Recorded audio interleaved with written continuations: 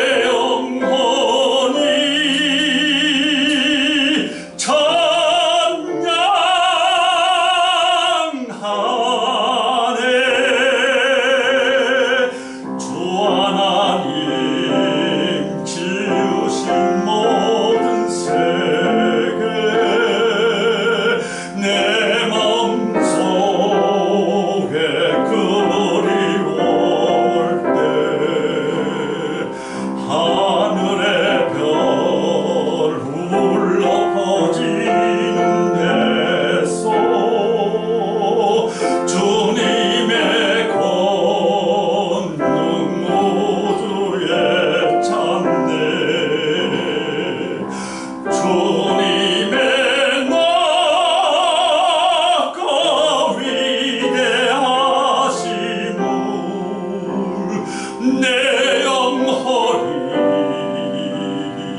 찬양하네.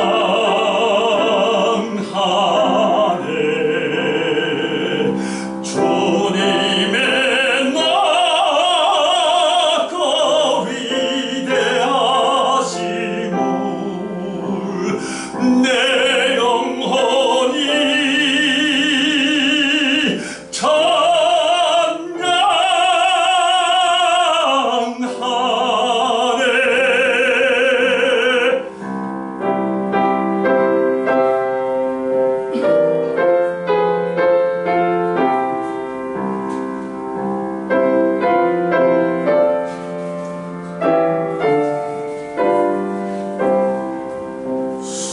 숲속이나 험한 산 골짜기에서 지저귀는 저 새소리들과 고요하게 흐르는 시냇물 주님의 솜씨 노래하도다. 주님의 나가 위대하심을 내 영혼이 찬양하네.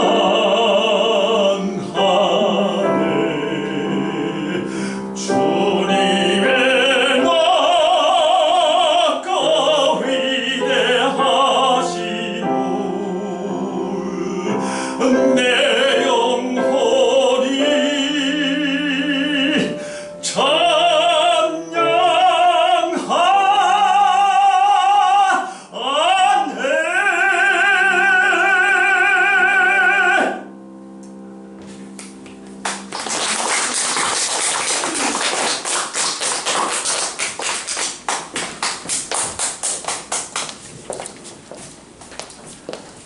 네, 오늘은 찬양 감사합니다.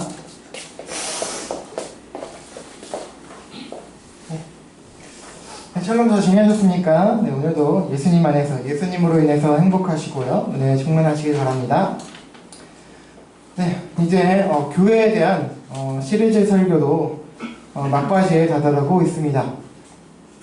마지막을 장식할 시리즈 설교로 오늘부터 이제 3주간 복음 전파 그리고 전도와 선교에 대해서 살펴보고자 합니다.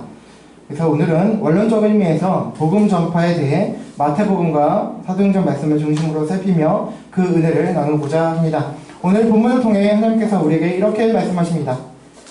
우리 신약성경 마태복음 말씀 같이 보시겠습니다.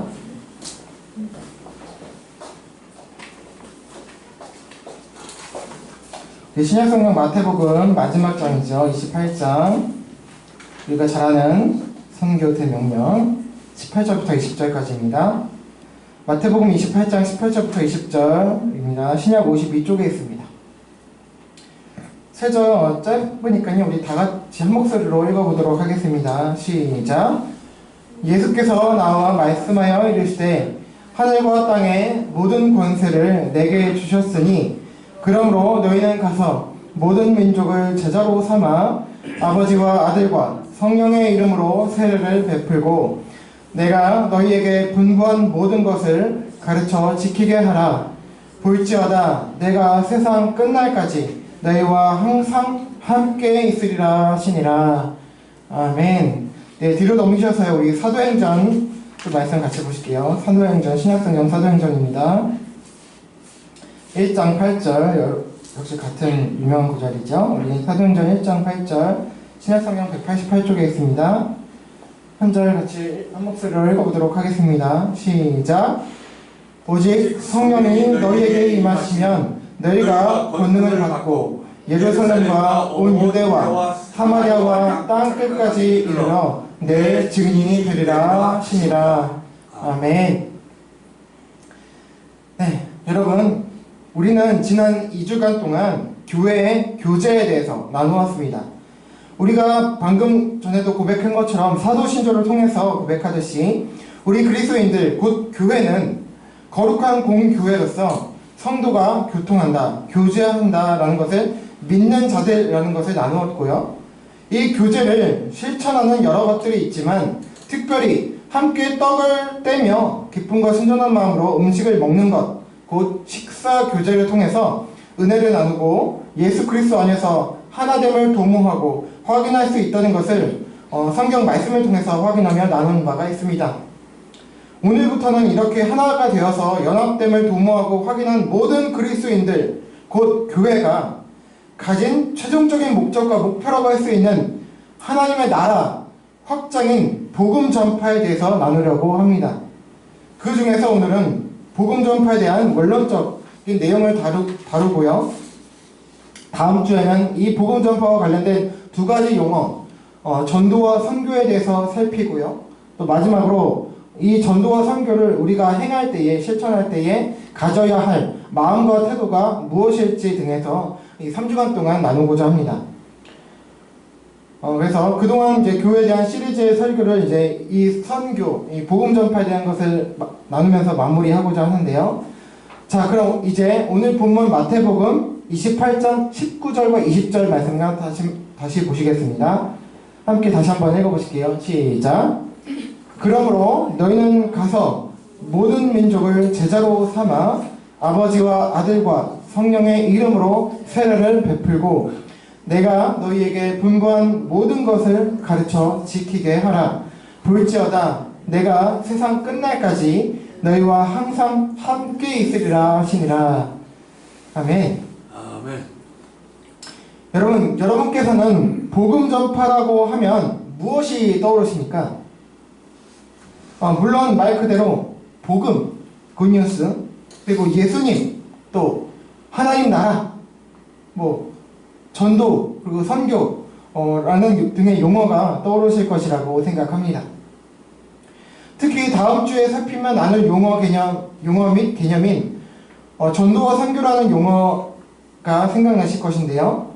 이는 교회에서 복음 전파와 관련해서 많이 들어왔고 또 많이 이야기한 것들이기 때문입니다.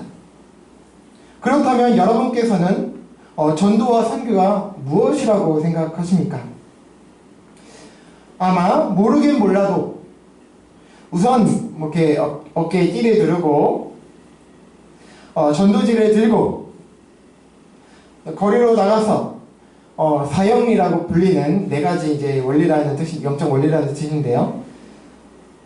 조그만 쪽지 복음 사형리를 들고 그런 메시지를 전하면서 또 끝에 이제 다 읽고 들었으니까 이제 영접을 시켜야죠. 영접 기도문을 같이 읽고 끝에 아멘 하고, 그래서 또 자신이 속하고 출석하고 있는 교회당에 데리고 와서 등록을 시키고 계속적으로 출석하게 하는 것, 그리고 또 믿게 하는 것, 계속해서 예배를 참석하게 하는 것, 이렇게 생각을 하실 것이라고 모르긴 몰라도 저는 그렇게 생각을 합니다. 아마 차이가 좀 있더라도 대동소이할 거예요. 저도 옛날에는 이런 식으로 알고 또 생각하고 있었습니다. 그런데 본래의 의미는 이게 아니라는 것입니다. 그렇다면 본래 의미는 무엇일까요? 본래 복음 전파가 가지고 있는 원래 의미, 원래 뜻은 과연 무엇일까요? 자, 먼저 우선 다음 주에 자세히 살펴보겠습니다만 그럼에도 우리가 흔히 말하는 개념 중에 전도라는 말의 의미를 잠시 한번 생각해 보고자 합니다. 이 전도라는 용어는 성경에서 우리가 지금 보고 있는 개역 개정 버전 성경 기준으로 총 24번, 24회 사용이 되었습니다. 구약에서는 전도서에서 총 7개 구절에서 사용이 되었고요. 그리고 나머지는 7개죠. 모두 신약의 구절들에서 언급이 되고 있습니다. 그중 대표적으로 마태복음 11장 1절과 마가복음 1장 38절을 보시겠습니다. 많이 있는데 17개 구절인데 그 중에 2가지만 살펴보겠다는 겁니다. 마태복음 11장 1절, 마가복음 1장 38절 우리 함께 읽어보실게요. 시작! 예수께서 12제자에게 명하기를 마치시고 이에 그들의 여러 동네에서 가르치시며 전도하시려고 거기를 떠나가시니라. 이르시되 우리가 다른 가까운 마을들로 가자. 거기서도 전도하리니 내가 이를 위하여 왔노라 하시고. 아멘. 자, 방금 본 구절들은 각각 이제 마태, 마가복음에서 가장 처음으로 전도라는 용어가 언급이 되고 있는 구절들인데요. 자, 우선 전도라는 게 뭔지, 또 예수님께서 전도를 어떻게 하셨는지는 구체적으로 언급이 되어 있지는 않습니다. 그러나 전도가 무엇인지 알 수 있는 지점이 있는데요. 자, 그것은 이제 이 한글 성경 자체만으로는 좀 알기는 어려워요. 자, 그러나 이제 원어 단어를 보면 조금 알 수가 있습니다. 그 원어, 신약은 헬라어로 기록이 되었다고 말씀을 드렸어요. 헬라어는 이제 고대 그리스어라고 생각하시면 됩니다. 그래서 그 원어, 헬라어 원어를 보면 두 구절에서 모두 전도라고 번역된 단어가 뭐냐면, 이제 앞에서는 퀘릭세인이라는 단어고 또 뒤에는 퀘릭소라고 해서 둘 다 같은 어원을 가지고 있죠. 퀘릭. 자, 이것은 무슨 뜻이냐면, 이제 앞에 이제 마태복음 11장 1절에 앞부분에 나온 표현이 있죠. 가르치다 라는 말과 연결된 뜻인 설교하다, 또 선포하다 라는 뜻을 가지고 있는 단어입니다. 그래서 영어 성경에서는 이 전도를 어떻게 번역을 했냐면 preach라는 단어로 번역을 했어요.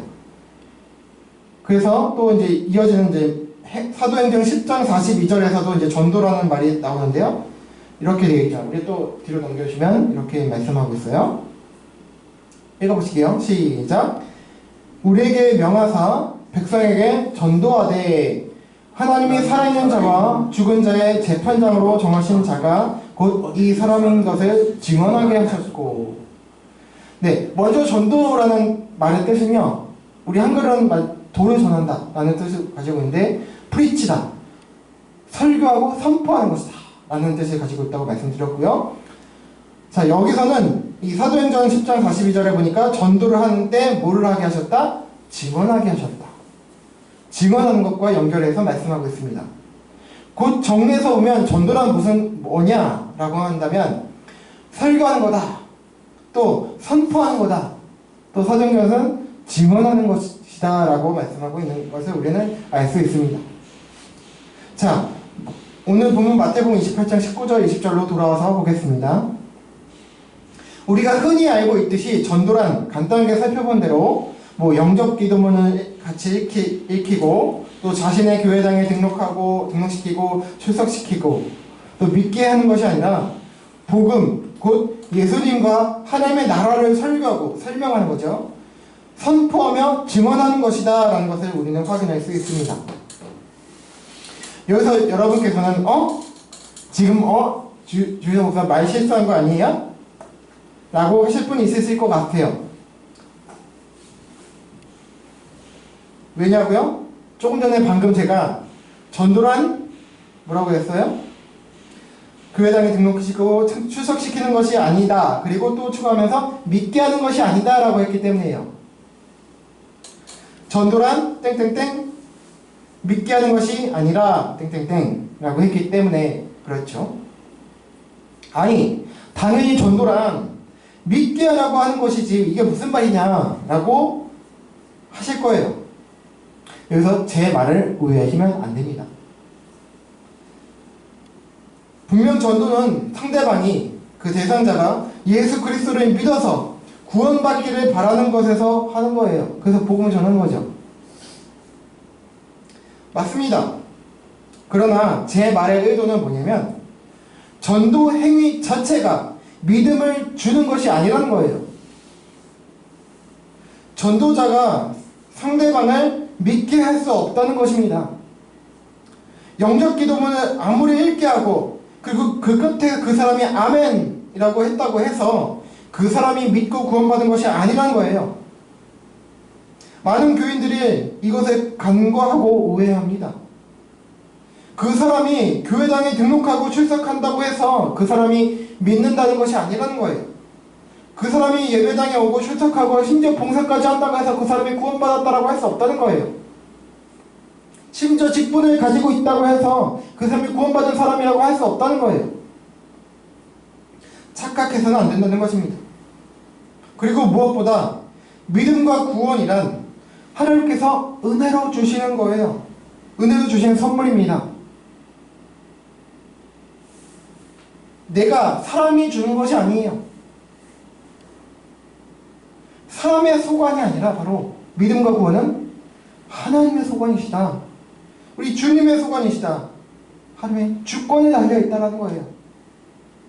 내가 사람이 아무리 복음을 열심히 전하고 아무리 좋은 말을 한다고 해도 그 사람이 믿을지 안 믿을지는 그거는 우리 소관이 아니라는 겁니다. 우리가 믿음을 부여하고 구원을 주고 할 수는 없습니다. 우리는 그저 단지 전도, 뭐예요? 도를 전하는 것. 말 그대로 전할 뿐이에요. 단지 설교하고 선포하며 증언할 뿐입니다. 그 결과는 그 사람 믿고 안 믿고는, 믿게 될지 안 믿게 될지는 주님 손에 있을 뿐입니다. 따라서 우리의 전도 대상자가 영접 기도문을 따라 읽고 아멘 했는지, 교회당에 등록 출석하는지 여부는 믿음과 그리고 구원, 이 두 가지와는 아무 상관이 없다는 거예요. 그리고 또 한국교회가 가진 전도에 대한 왜곡된 생각이 얼마나 많은지, 사람들을 교회당에 데리고 왔고 정착시켰느냐에 따라서 전도했다, 못했다 라고 판단을 한다는 거예요. 그 얼마나 많은 사람 데리고 왔냐에 따라서 나는 얼마 데리고 왔네, 누구는 못 데리고 왔네 판단하고 성패를 가고 점수를 매기고 한다는 거예요. 정말 잘못된 것입니다. 전도란 계속해서 말씀을 드리듯이 그저 단지 전하는 것입니다. 단지 설교하고 선포하며 증언하는 거예요. 설교하고 설명했고 선포했고 전했고 또 증언했어요. 그러면 그 결과 상관없이 전도 한 거예요, 안 한 거예요? 한 거예요. 삶에 오든 말든 그건 결과 상관없어요. 그 사람이 예수님 믿었든 안 믿었든 그거는 하나님의 소관이고, 그거 가지고 뭐 전도했니 안 했니 따질 수 없다는 거예요. 그래서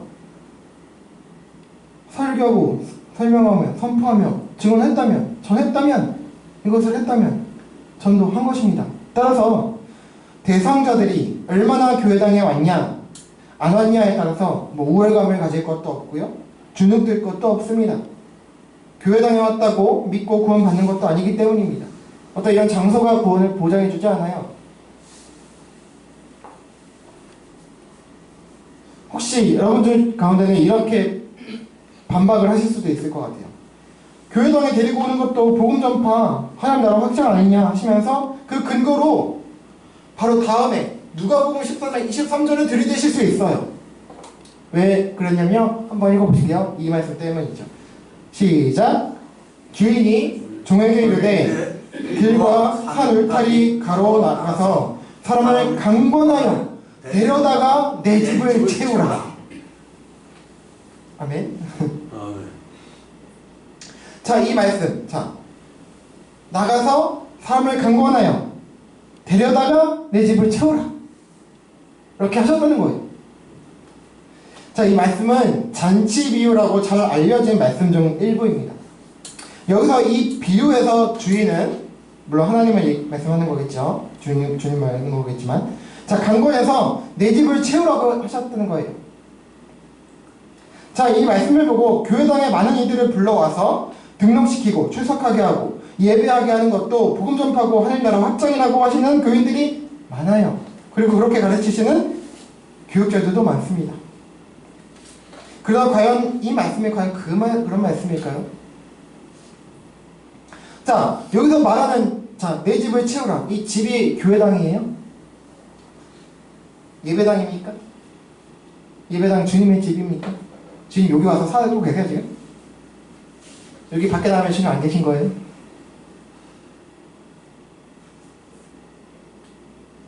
자, 그리고 간과하는 부분이 있는데요. 이 비유를 같이 말씀하고 있는 마태복음 22장 1절부터 14절을 보면요, PPT는 없습니다. 여러분 성경 가지고 계신 분들은 혹시 찾아보셔도 되고요, 집에 가서 꼭 한번 보시길 바래요. 자, 같은 비유의 말씀을 하고 있는데요. 여기서는 누가복음에서 상략이 됐던데 마태복음 22장 1절부터 14절에 같은 비유의 말씀이 있어요. 그리고 특별히 11절부터 14절에 보면 이런 말씀이 있어요. 그 주인의 초대를 받아서 막 이제 종이 가서 막 강권에 데리고 와요. 초대를 받아서 와요. 참석해요. 그런데요, 결과적으로 쫓겨나는 사람이 있었어요. 아니, 초대하고 강권에 채우라면서요. 근데 왜 쫓아내요? 준비가 안 돼서 온 거예요. 주인이 왕 임금인데요. 어제 왕 앞에서 준비되지 못한 모습을 온 거예요. 그냥 있는다고 된 게 아니라 준비된 모습, 이 준비가 뭐냐? 믿음이라는 거예요. 예수 그리스도 믿지도 않고 그냥 와서 있는다고 해서 그 사람이 구원받는 거 아니라는 거예요. 예배당 안에서 있다고 구원받는 게 아니라는 거죠. 그럼 그냥 예배당만 채우면 전도가 아닌 거죠. 그러니까 복음 전파가 아닌 거예요. 따라서 이 비유의 집이, 비유에서 말하는 집이 교회당도 아니지만 이건 하나님 나라를 얘기하는 거예요.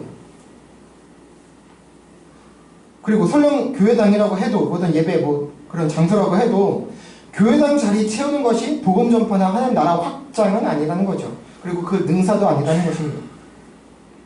자, 서론이 좀 길었습니다.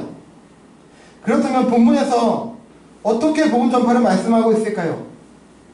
본문 마태복음 28장으로 다시 한번 돌아가서 볼게요. 자, 본문은 전도라는 용어가 언급되어 있지는 않지만 19절에 보니까요, 핵심되는 표현이 나와 있죠. 바로 제자를 삼아. 우리가 흔히 복음 전파, 전도를 어떻게 생각해요? 교인 만드는 거라고 생각해요. 종교인, 그냥 교인, 등록하면 교인 되잖아요.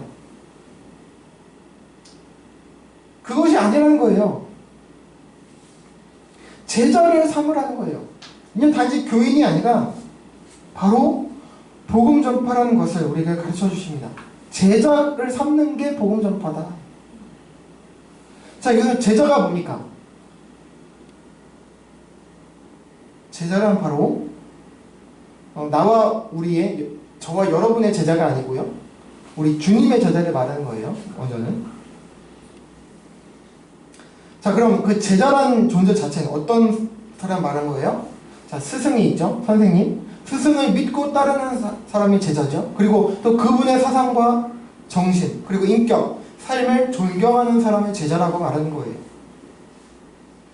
그래서 주님의 제자란 주님을 믿고 따르고요, 그래서 주님의 가르침과 그분의 삶, 그분의 인격, 그분의 정신을 본받는 사람입니다. 복음 전파는 사람들을 예수님의 제자로 삼는 일로서 성삼위일체 하나님의 이름으로 세례를 주고요, 이 세례에 대해서는 전에 미리 말씀드린 바가 있어요. 무엇보다 20절 말씀과 같이 주님께서 우리에게 가르치시고 분ban 모든 것을 또 가르쳐 지키게 하는 거예요. 간단히 이야기하면 주님을 믿고 따르는 삶을 살게 하는 것이 복음 전파라는 거예요. 단순히 교세 확장이 복음 전파가 아니라는 거예요. 서평교회가 뭐 날로 유명해지고 뭐 장소가 커지고 뭐 그런 게 복음 전파가 아니라는 거예요. 단순히 사람 많아지는 게 복음 전파가 아니라는 거예요.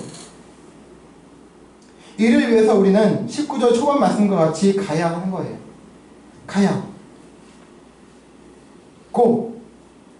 그동안 우리는 한국교회는 어떻게 해왔습니까? 대부분이 세상의 삶의 현장으로 가라하기보다는 여기로 오세요. 그들이 우리 교회당으로 오길 바래왔고 그것을 추구해 왔습니다. 그러나 주님께서는 오히려 뭐라고 하세요? 가라! 너희는 세상의 빛과 소금이다. 너희는 세상 가라! 따라서 우리는 우리 엉덩이를 들고 가서 제자를 삼아야 하는 거죠. 제자 삼기 위해서는 또 어떻게 해야 됩니까? 우리가 먼저 주님의 제자가 되어야 합니다. 그런데 여러분, 우리가 이 고귀하고 영광스러운 일을 어떻게 할 수 있을까요? 과연 가능할까요? 누구를 주님의 제자로 삼기는커녕 우리 자신들이 주님의 제자로서 살아가는 것조차 힘들고 어려운데 말입니다. 아니 제자는 둘째치고 그냥 일반적으로 신앙생활 하기도 얼마나 어렵습니까? 제대로 하기도 힘들잖아요, 사실. 잘 못 살잖아요. 근데 이게 가능할까요, 과연? 주님께서 답을 주셨지요. 우리 마태복음 28장 18절 20절 우리 또 두 구절 같이 한번 다시 읽어보도록 할게요. 시작! 예수께서 나와 말씀하여 이르시되 하늘과 땅의 모든 권세를 내게 주셨으니 20절 내가 너희에게 분부한 모든 것을 거쳐 지키게 하라. 그리고 볼지어다 내가 세상 끝날까지 너희와 항상 함께 있으리라 하시니라. 아멘. 자, 여기서 답을 주셨어요. 우선 결론적으로 20절 후반절에 보니까 이렇게 말씀하시죠. 주님께서 세상 끝날까지, 주님 다시 오실 때까지 우리와 항상 함께 계셔주시겠다고 약속하셨다는 거예요. 약속하셨습니다. 우리 힘으로서는, 우리 혼자로서는 이 복음 전파라는 주님의 제자 삼는 고귀한 사명을 감당할 수 없지만 주님께서 우리와 항상 너 잘 살고 있을 때만 항상 할게, 너 이쁜 짓 할 때만 함께 할게, 그게 아니라 항상 예배당에서 예배할 때만 내가 항상 함께 할게가 아니라 집에 있든지 어디 있든지 항상 함께 할게 라고 약속해 주셨다는 거예요. 항상 언제나 영원히 함께 해주시겠다고 약속해 주셨어요. 세상 끝날까지라고 하시지만 세상 끝날, 주님 다시 오실 때, 다시 오고 천국에 하나님 나라가 있다는 게 우려질 때는 자동적으로 당연히 함께 하신 거고 지금도 그러니까 영원히 함께 하시겠다는 얘기잖아요. 거의 그거.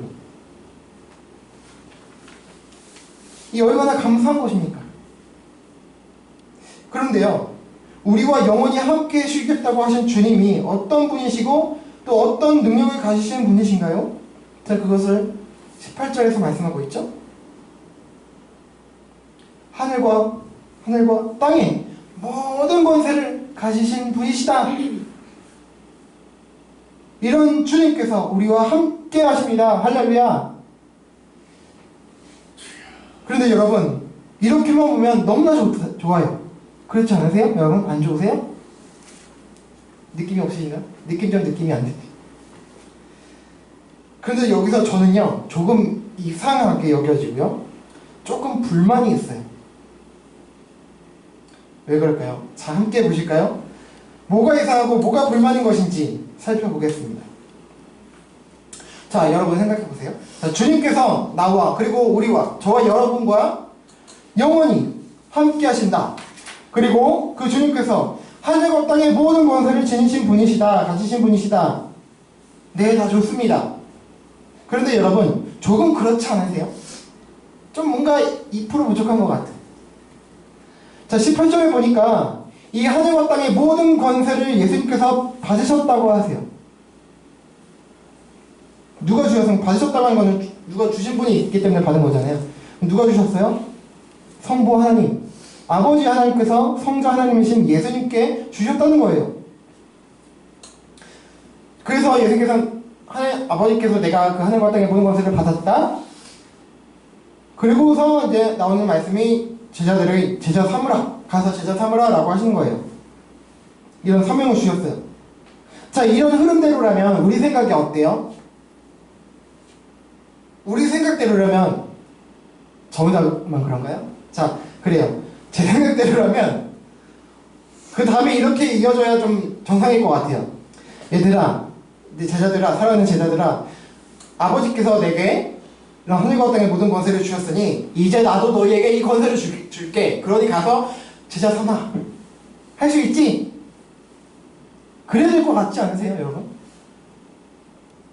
이 권세를 나도 너희한테 줄 테니까 잘 활용해서, 잘 사용해서 복음을 잘 전파해봐. 그래서 내 나라를 확장해 하거라, 얘들아. 그래야 좀 정상일 것 같아요. 그런데 주님께서 받으셨대요. 근데 거기서 끝나고 우리에게 주셨다는 말씀이 없어요. 주신다는 말씀, 주실 것이라는 말씀도 없어요. 주님께서 권세를 받으셨으니 제자된 우리 신자들, 교회에게도 권세를 주셔야 하는 것 아닌가 하는데 뭐 권세를 주셨다는 것도 없고 주실 것이라는 것도 없고요. 그저 이런 말씀하시죠. 그냥 내가 너희와 영원히 함께 할게 라는 말씀을 주셨다는 거예요. 저는 이 지점에서요 유명한 영화 하나가 떠올랐습니다. 여러분 조금 이제 오래전 된 영화인데 전에도 몇 번 언급을 해드렸던 것 같긴 해요. 브루스 올마이티라는 영화 아시죠? 되게 재밌게 또 본 기억이 있는데 감동도 됐고 좀 도전도 됐던 것 같아요. 자, 한번 기억에 떠올려봅시다. 그 주인공 짐 캐리죠. 그 배우가. 자, 주인공이 이제 브루스죠. 브루스가 어떤 오역지 끝에 하나님을 만나요. 실제로 하나님 만나요. 이제 그 하나님 그 역할하는 배우를 만나죠. 그 하나님 만나서 그 하나님으로부터 하나님의 능력을 부여받습니다. 그래서 일정 기간 동안 하나님 역할을 해요. 그죠? 뭐 여러 능력을 부여받아서 이제 여러 가지 일을 하죠. 이제 자기를 괴롭히고 막 자기보다 더 잘했던 그 다른 앵커를 막 놀리고 괴롭히고 복수를 하죠. 복수도 하고 또 사랑하는 사람 어떤 여인을 꼬시기 위해서 여러 뭐 기적도 일으키고 또 나름 세상을 위해서 나름 그런 좋은 일도 또 하기도 합니다. 이렇게 그는 신의 권세와 능력을 개인적인 이익과 또 공적인 이익 모두를 위해서 사용을 합니다. 제가 어느 순간 이 소위 선교 대명령 이 말씀을 보면서 느낀 바는 이와 같다는 거예요. 아니 이 복음 전파를 하고 제자 삼는 일을 하기 위해서 전부는 아니라도 좀 어느 정도 좀 신적인 권세와 권능을 주시면 좀 좋을 텐데 좀 감사할 텐데 좀 안 되나? 함께 해주신 것도 물론 감사하고 좋은데 권세가 좀 능력이 있어야 좀 그런 시적인 능력이 있어야 뭐 기적도 일으키고 뭐 그렇게 있어야 좀 폼도 좀 나고 좀 간지도 살고 요즘 말로 좀 젊은이들 용어입니다. 실제로 또 복음이 전파되고 제자를 삼는 일에도 효과도 좋지 않을까라는 생각이 들었어요. 예수님께서도 그러셨던 것처럼 막 풍랑이는 파도가 막 이거에든 막 제가 막 소리 들고 하지만 바람과 바다가 잠잠해지고 태풍이 막 오고 막 그러면 잠잠해지고 그러면 이제 사람들이 막 오 대단한 예수님 믿고 내가 믿게 되고 뭐 우리가 손을 얹고 기도하니까 뭐 병도 다 낫고 불치병도 다 낫고 심지어 죽은 사람도 일어나고 뭐 이렇게 되면 좀 뭔가 좀 되지 않겠어요? 이래야 좀 복음 전파도 좀 하고 뭐 제자 삼을 마음도 좀 끄덕지고 좀 생기고 좀 동기도 생기고 좀 그렇지 않겠어요? 그런데 이건 뭐 그거는커녕 뭐 누구를 제사 삼기는커녕 뭐 우리 자신이 맨날 고욕을 하고 빌빌대고 있으니까 말입니다. 다른 사람이 아니고 제 얘기하는 거예요 지금.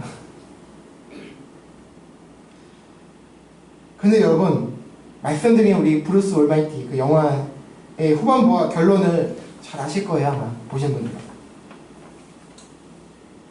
하나님의 권세와 그 능력을 가지고 행하기에 뭐든지 잘 될 것 같았는데 영화를 보니 그게 아니었다는 거죠. 오히려 그가 신의 권세와 능력을 가지고 행할 때마다 오히려 세상이 파괴되고 질서가 깨지고 혼돈스러워지고 사람들이 고통을 받는다는 거예요. 처음엔 이것을 주인공도 무시하다가 너무 심각해지자 결국 이 주인공은 하나님께 울부짖고 소리를 칩니다. 그리고 결국에 이 능력을 하나님 가져가 주세요. 거두어달라고 하는 거죠. 그렇게 해서 결국 다시 하나님께서 이제 알겠니?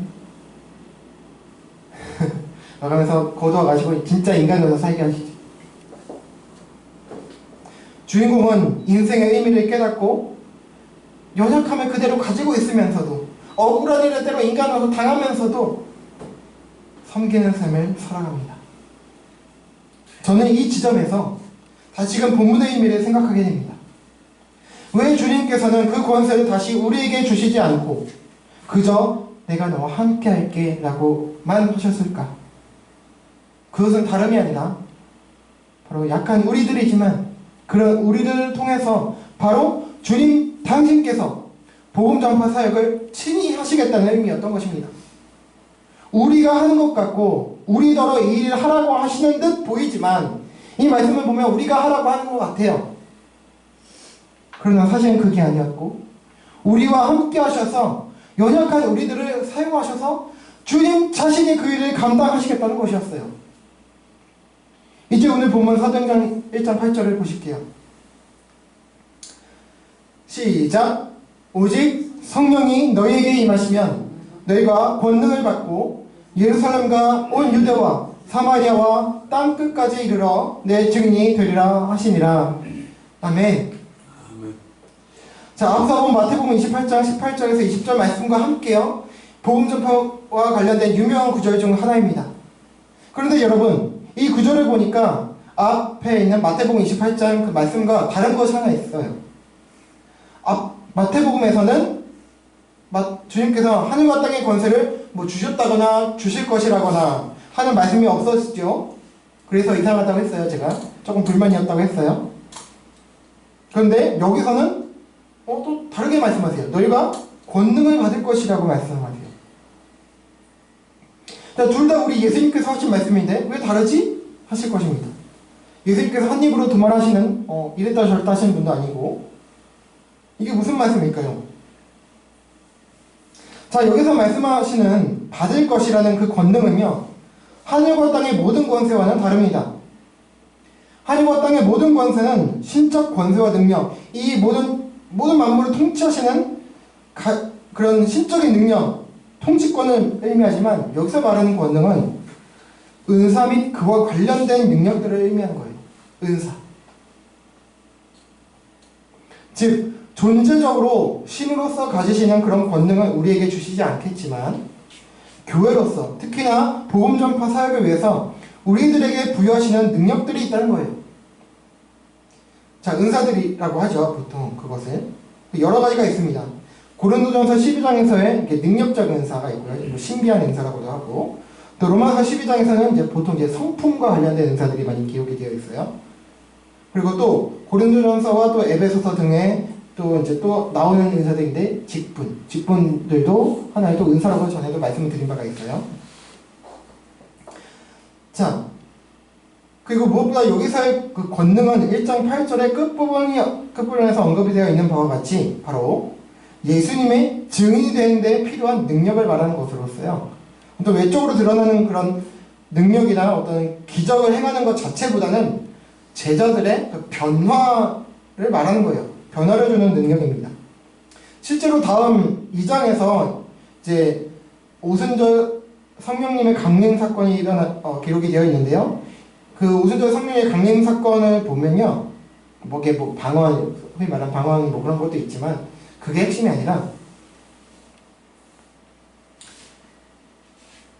겁 많고 또 실제로 예수님이 어떤 분이신지 잘 몰랐던 어떤 그냥 정치적인 왕으로 오실 거라고 생각해서 그것을 바랬던 그 제자들이 이제 예수님께서 그 전하시는 하나님 나라와 그 복음을 확실히 깨닫고 알게 되었다는 거예요. 그리고 겁 많아서 부인하고, 특히나 베드로, 우리가 잘 아는 베드로 3번이나 부인한 그 여종 앞에서 너 예수님의 제자지? 예수의 제자지 하니까 3번 부인했던 그런 겁 많았던 베드로가 성령님의 강림을 통해서 이제 담대히 복음을 선포하고 말하는 그런 제자로 변화되었다는 거예요. 고난임에도 핍박임에도 선포하는 그런 담대한 복음의 사도로 변화되었다는 것이죠.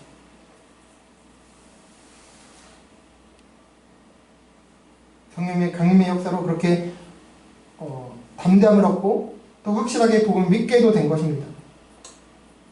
그리고 한편 이 권능, 은사를 받았다고 해서 신처럼 된 것이 아니라는 것은 역시 사도들을 통해서 우리는 알 수 있지만 특히 그 중에서도 사도 바울의 삶을 통해서 우리는 알 수 있어요. 성령님이 임했고 권능이 임했다고 해서 그 신자가, 사도가 가졌던 약점, 그것이 사라졌을까요? 육체의 병이 사라졌을까요? 여러분, 사도 바울은요, 개인적으로 가지고 있는 가장 큰 질병, 이것만이 제발 사라졌으면 좋겠다고 하는 뭔지 모릅니다. 안질, 뭐 눈에 질병이라는 것도 있고 간질, 뭐 이렇게 거품 물고 쓰러진 거 있잖아요. 그렇다라고 하는 분도 있고요.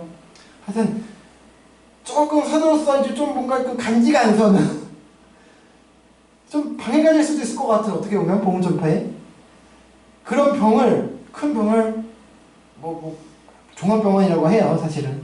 근데 가지고 있었어요. 그냥 그것을 사라지게 해달라고 하나님 거둬가 주십시오라고 3번, 과연 3번만 기도했으니까 이 3번이라는 것은 뭐 완전수를 얘기하는 것 같아요.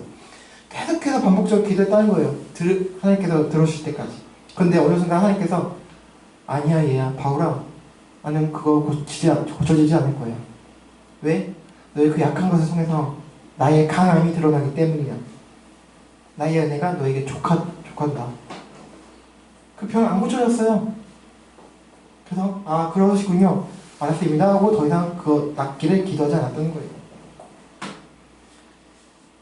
성령님이 하고 하나님의 권능을 받았지만 이 약점, 인간이 가지고 있는 육체적인 약점, 그리고 뭐 어떤 실력이 있을 수도 있고요, 고쳐지지 않았다는 거예요. 그의 고집병은 낫지 못했습니다. 오히려 그의 육신의 연약함에도 불구하고 그는 예수 그리스도의 사도로서 귀한 복음 전파를 사명을 감당했던 것입니다.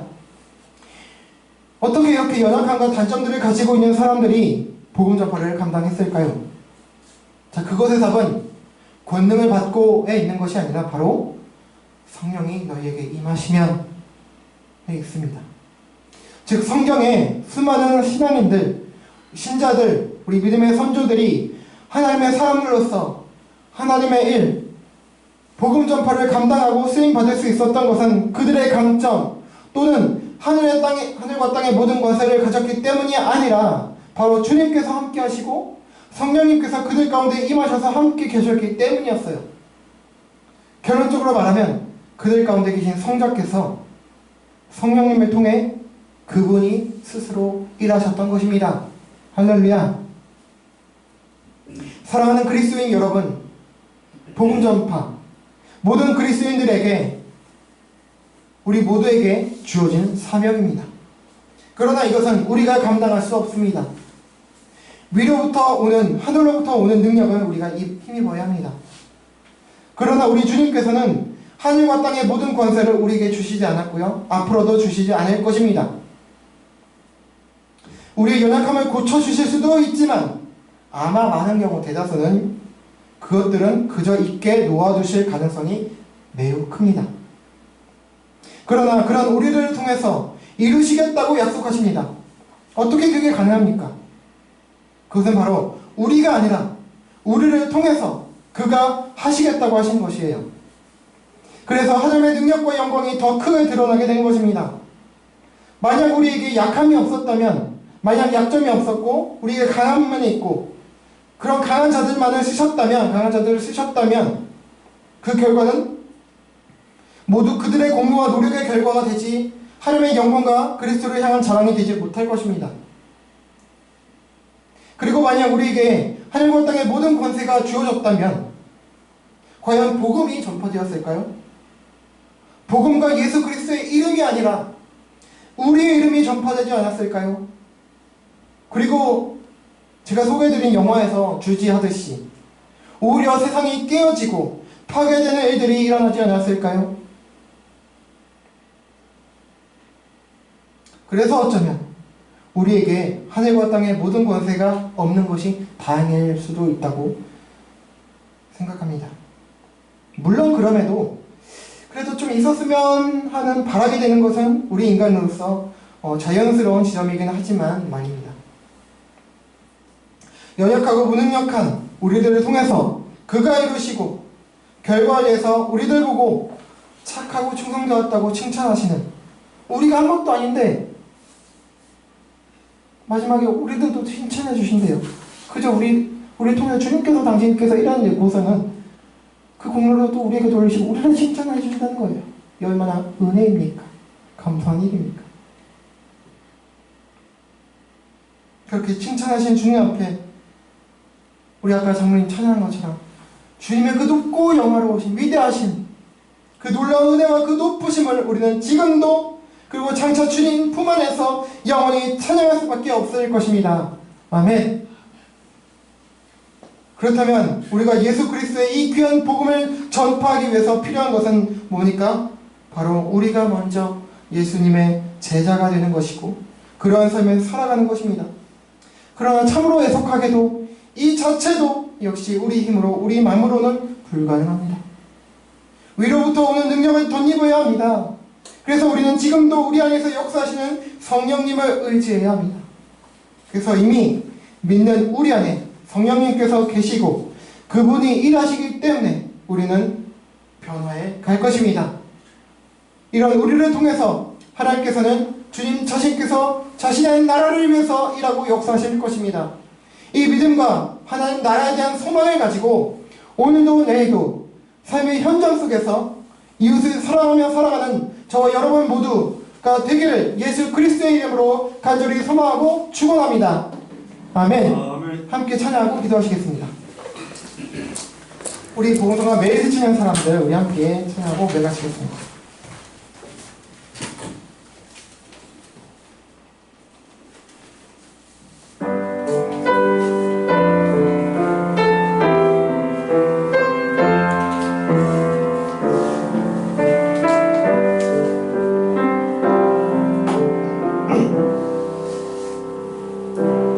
매일 스치는 사람들 내게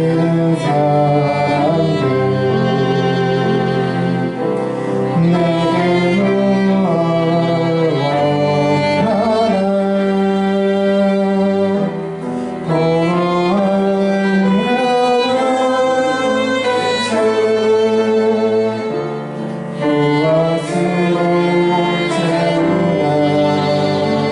채우나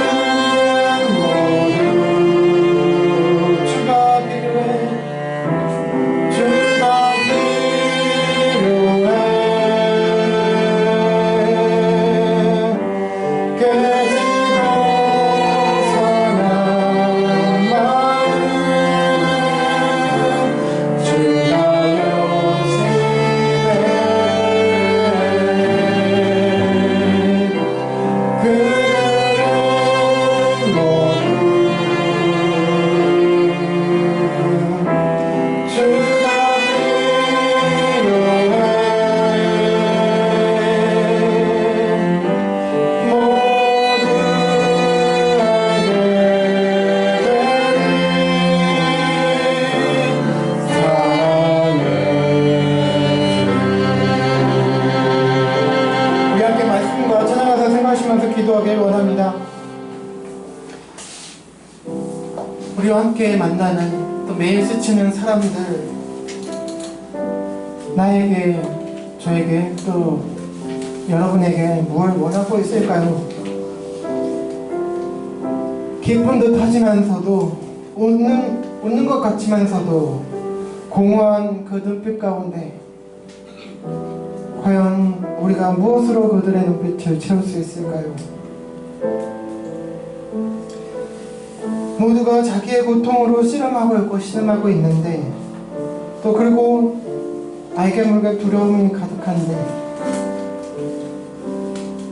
겉으로는 웃고 있지만 울고 있는 그들의 그 소리를 누가 들을 수 있을까요? 누가 위로하고 회복시킬 수 있을까요? 그러나 주님께서 들으신다고 하십니다.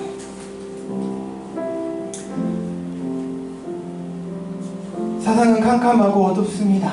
소망이 없습니다. 그런데 우리를 그런데 세상의 빛으로 부르셨어요. 그래서 잃어버린 자들, 주님을 잃어버린 자들, 하나님의 나라를 상속받지 못하게 된 자들, 그들과 주님께서 나누라고 하시네요. 주님의 사랑으로만 사랑할 수 있대요. 나의 사랑으로, 우리의 사랑으로는요, 우리의 사랑은 조건적이잖아요. 혈연들만 사랑할 수 있잖아요. 나에게 잘해주는 사람만 사랑할 수 있잖아요. 나와 관계없는 사람들, 저 사람들 나 고통받을 때 나와 무슨 상관이라고 사랑할 수 없어요. 가까이 있는 사람 우리는 사랑할 수 없어요. 나에게 해가 되면 사랑할 수 없습니다. 그래서 주님의 사랑으로만 사랑할 수 있다는 거예요. 하늘로부터 오는 주님의 사랑을 덧입어야 된다는 거죠. 그러니까 내가 한다는 게 아니에요. 그래서 그 사랑을 가지고 주님의 의지에서 그 사랑을 나눌 때, 우리가 나눌 때 그들이 그 주님을 알게 된다는 거죠. 그래서 그들은 모두 주님이 필요하다. 깨지고 상한 마음 주님께서 여시고, 이 가사가 자체가 우리 기도 제목이었으면 좋겠습니다. 하나님 아버지, 이 시간 기도할 때에 저희들에게 귀한 고귀한 사명을 주셨습니다. 복음 전파, 어쩌면 최후의 사명이죠. 그런데 하나님, 저희들 이거 너무 감당하기 어렵습니다. 때로는 어떨 때는 우리들 때문에 복음 전파가 막히는 것 같아요.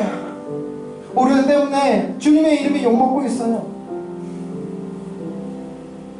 그래서 오늘 죄송할 때가 너무 많아요. 내가 할 수 없습니다. 주님, 어제까지도 부족해서 너무나 죄송합니다. 주님, 부끄럽습니다. 주님, 그래서 이 복음을 어떤 교육자만 하는 게 아니고, 어떤 특별한 사람만 하는 게 아니고 모두에게 주신 사명인데, 하나님 이 사명 감당할 수 있도록 하나님 우리에게 능력 주세요. 하나님 주님의 마음을 허락해 주세요. 주님의 그 사랑의 그 가슴을 허락해 주세요. 주님의 우리 눈에 주님 눈물을 허락해 주시고, 우리의 손가락에 주님의 섬김을 허락해 주세요. 주님, 우리가 주님 함께 주세요. 누구로 저희가 함께 이전에, 하나님 우리가 말하기 전에 우리가 먼저 제자되게 해주세요. 그래서 하나님 나라가 확장될 수 있도록 하나님 도와주시길 원합니다. 하나님 이 사명 잘 감당할 수 있도록 함께 해주시고 도와주시고 변화시켜 주십시오. 라는 마음 가지고 이 기도 제목까지 함께 기도하시고요. 여러분 가지고 있는 개인적인 기도 제목과 우리 나라 민족을 위해서, 우리 교회 공동체를 위해서, 한국 교회를 위해서 생각나는 대로 함께 기도하며 나가겠습니다. 기도하시겠습니다. 하나님 아버지 감사합니다. 하나님의 부족한 저를 통해서 하나님 귀한 말씀, 이 귀한 사명의 말씀을 나누게 하시니 너무나 감사합니다. 하나님, 그러나 말로는 늘 하고 생각은 하지만 하나님 실천하지 못하고 있습니다. 하나님, 때로는 어쩌면 나 때문에, 저 때문에 복음 전파가 막히지 않습니까? 하나님, 그렇다면 용서해 주시옵소서. 불쌍히 여겨 주시옵소서. 하나님, 제가 주님 또 삼지 못해서 부족해서 하나님 내 성품이 못 와서 하나님, 그래서 복음 전파를 혹시 회방하고 있다면 주님 용서해 주시고, 그래서 보혈로 덮어주시옵소서. 하나님, 이제는 주님 편하기 원합니다. 하나님, 나 때문에 복음 전파 막히는 것이 아니라 나로 인해서 하나님 주님 때문에 나와 함께 계신 나 같은 자를 사랑하시고 나 같은 자를 사용하시는 주님 때문에 하나님 나라 확장될 수 있도록 하나님 주님의 그 능력과 위대하심을 막지 않는 그런 귀한 도구 기도로 쓰임받을 수 있도록 하나님도 사용해 주시옵소서. 붙잡아 주시옵소서. 변화시켜 주시옵소서. 하나님, 우리 연약합니다. 육체적인 질병도 가지고 있고 실력도 없고 능력도 없습니다. 하나님, 그러나 아무것도 없지만 무능하지만 하나님, 0 플러스 100이 50보다 큰 것처럼 하나님, 무지무능한 저와 함께 계신 정말 천지전능하신 주님 때문에 하나님, 이 모든 사역이 이루어질 줄 믿습니다. 하나님, 우리 교인들, 성도님들 항상 붙잡아 주시고 은혜 주시고 하나님 주님의 그 복음을 먼저 깨닫게 해주시고 알게 해주시고 하나님 그렇게 믿게 하여 주시옵소서. 그리고 주님 앞에 겸손하게 주님 의지하며 살아갈 수 있도록 하나님 도와주시길 원합니다. 하나님 넘어지실지라도 다시 십자가에 달리신 예수 그리스도를 생각하면서 일어나서 주님을 향하여 그 복음의 삶을 향하여 나아가게 도와주시고 하나님, 예수 그리스도가 얼마나 우리를 사랑하시는지 그리고 사람들을 사랑하시는지 그리고 사랑하기를 원하시는지 생각하며 다시 일어서게 하여 주시옵소서. 아버지, 이 믿음 가지고 복음을 우리 삶에 담아낼 수 있고 또 전할 수 있도록 하나님 인도해 주시옵소서. 하나님, 이 사명을 우리 한국교회가 또 우리 서평교회가 잘 감당할 수 있도록 하나님 도와주시옵소서. 특별히 우리 지역교회, 이 지역에 세우셨사오니 각 모든 세상의 지역교회 가운데 하나님 다시 한번 이 복음의 능력이 확신이 정신이 마음이 살아나고 회복되어서 하나님 다시 한번 복음의 능력이 정말 만방에 전파될 수 있도록 예수 그리스도 이름이 만방에 드러날 수 있도록 하나님 도와주시길 원합니다. 하나님 새롭게 하여 주시옵소서. 하나님 이스라엘 민족을 새롭게 하여 주시옵소서. 감사합니다. 주님, 오늘도 부족한 저희들, 부끄러운 저희들 불러주시고 여전히 너는 내 아들이요 딸이라고 불러주니 감사합니다. 하나님, 그러나 저희들 항상 부끄럽고 죄송한 마음뿐입니다. 복음 전파는 물론이고 하나님, 우리 일상생활, 신앙생활 하는 것조차 너무나 어렵습니다. 하나님, 그래서 주님께서 우리들에게 필요합니다. 주님, 항상 함께 해주신 라는 말씀을 우리가 믿게 해주시고 이 믿음 가지고 넘어질지라도 다시 한번 지금 십자가를 의지해서 일어날 수 있는 저희들 담대한 자들 되게 하여 주시고 그 가운데 이 은혜로운 복음을 가지고 주님의 능력이 힘입어서 주님께서 우리를 통해서 일하실 수 있도록 하나님 저희들 빚어주시고 모난 부분 닦아주시고 그래서 주님을 닮은 제자로서 이 귀한 사명, 고귀한 사명 감당하고 또 장차 주님께 착하고 충성된 종이라는 그 칭찬을 우리가 모두가 들을 수 있도록 인도하여 주시옵소서. 하나님, 우리 서평교회가 그 일 잘 감당할 수 있도록 인도하여 주시고 또 우리 모든 한국교회가 또 그 잘 감당하게 도와주며 세계의 모든 그리스도인들이 마지막 때에 이 귀한 사명 잘 감당함으로 모두가 다 하나님께서 인정하시는 그런 그리스도인 모두가 될 수 있도록 인도하여 주시옵소서. 하나님, 저희들 은혜가 필요하오니 항상 도와주시고 항상 우리 가운데 이 복음 때문에 가슴이 뜨거워질 수 있도록 하나님 도와주시옵소서. 감사하며 이 모든 말씀 예수 그리스도 이름으로 간절히 기도합니다. 아멘. 감사합니다. 네, 광고 말씀 드리겠습니다. 오늘 특별히 와주셔서 특송해 주신 우리 김동훈 장로님 감사 말씀드립니다. 네, 감사합니다. 또 우리 귀한 식사도 준비해 주셨으니까 감사합니다. 또 PPT 감사 감사합니다. 네, 예배 함께 해주시고 예배를 위해서 섬겨주신 분들 모든 분들께 감사드리고요. 지난주에도 제가 설교 통해서 말씀드린 것처럼 예배 후 식사가 준비되어 있습니다. 무슨 말 드릴지 아시겠죠? 교제의 시간 가지시길 바라요. 네, 그럼 다른 부분은 주보를 참조해 주시기 바라고요. 다 함께 자리에서 일어나시겠습니다. 우리 주님께서 가르쳐주신 주기도문하고 찬송하고 축도로 마치겠습니다. 우리 주기도문 하겠습니다. 시작. 하늘에 계신 우리 아버지, 아버지의 이름을 거룩하게 하시며 아버지의 나라가 오게 하시며 아버지의 뜻이 하늘에서와 같이 땅에서도 이루어지게 하소서. 오늘 우리에게 일용할 양식을 주시고 우리가 우리에게 잘못한 사람을 용서하여 준 것 같이 우리 죄를 용서하여 주시고 우리를 시험에 빠지지 않게 하시고 악에서 구하소서. 나라와 권능과 영광이 영원히 아버지의 것입니다. 아멘. 아멘. 우리 찬송하겠습니다.